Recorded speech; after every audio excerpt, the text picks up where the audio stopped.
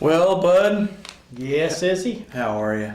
I'm fine. I'm Good. beating the heat. Good. We're going to start out today by shouting out to our sponsors. It's better than the lame conversations we usually start. That's right. This is a lot better. Smoky Hill Museum has a need. Smoky Hill Museum at 211 West Iron.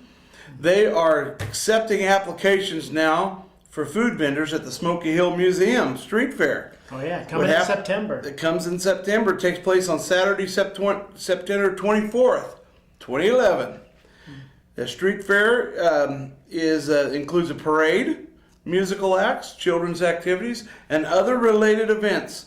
And there's going to be hungry folks. So if you want to make some money, apply to be a food vendor. That's a food vendor, is he? Not a food eater. Well, I'll be the eater. Right. I'll be shelling out some money. Some big bucks. Wouldn't mind a good bologna sandwich, if you know what I mean. Why not? Well, you're full of baloney every day. That's right. And I'll be wearing clothes from Headley's Clothing. 829 South 9th, our other sponsor. You can just watch him in a shirt and tie. That's right. You Looks might debonair just see me. dapper. Oh, man, I am handsome. Handsome. That's right. Welcome to your old news update. I'm Izzy Fitz. And I am Bud Driscoll. And we are topping the headlines from yesteryear. Speaking of hot weather. Hot weather. If you yawned all day yesterday, Wednesday, July 18th, 1961, you can blame the weather.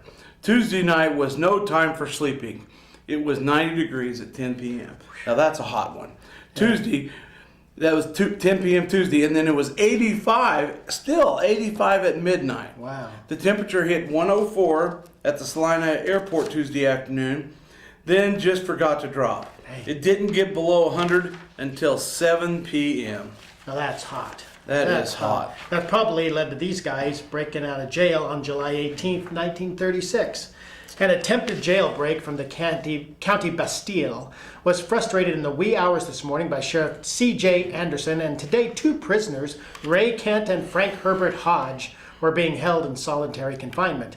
They had loosened plaster and brick with several improvised tools, including a table fork. A table fork. And had tunneled a hole nearly through the outside of the wall, the sheriff announced. Sounds like old Cool Hand Luke there. I know, when they made, steel forks and not plastic. That's right. July 18th, 1936. N.O. Weberg, plowing on his farm 6 miles west of Salina, picked up a denizen of the great open spaces that caused some little comment when brought into the city today. Grasshoppers are no longer a novelty to anyone because there's so doggone many of them. But this one created a mild sensation.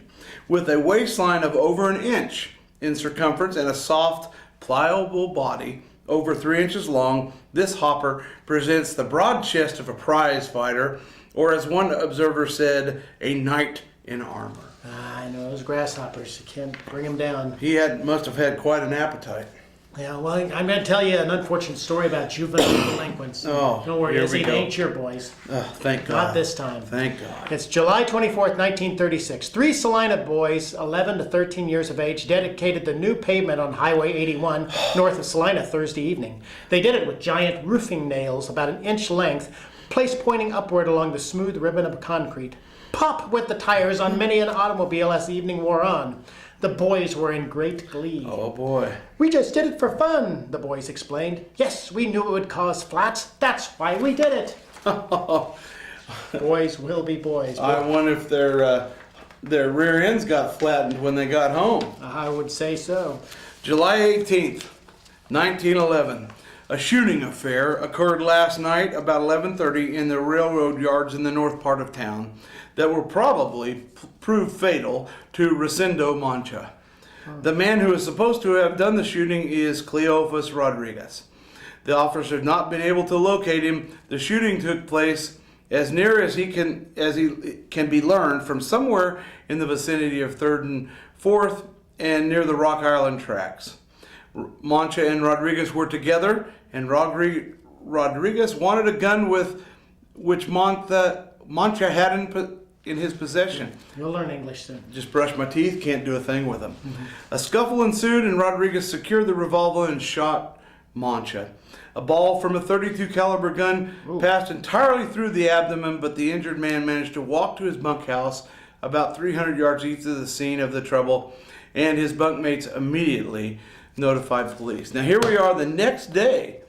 We're expecting Rosendo to die from this, but it says Rosendo on the 19th is reportedly getting along very nicely.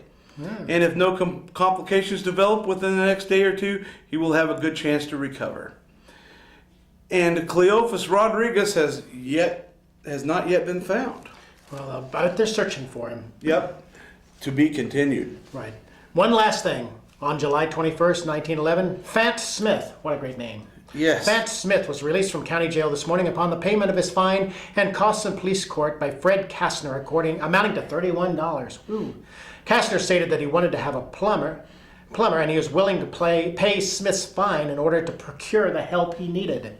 Well, Smith is a first-class workman, and when he leaves the booze alone, he gets along well with everybody. Just like we do. Yeah. We get along. Same for everybody. That's right. Read more about the way things used to be in the look back section of Monday's Salina Journal.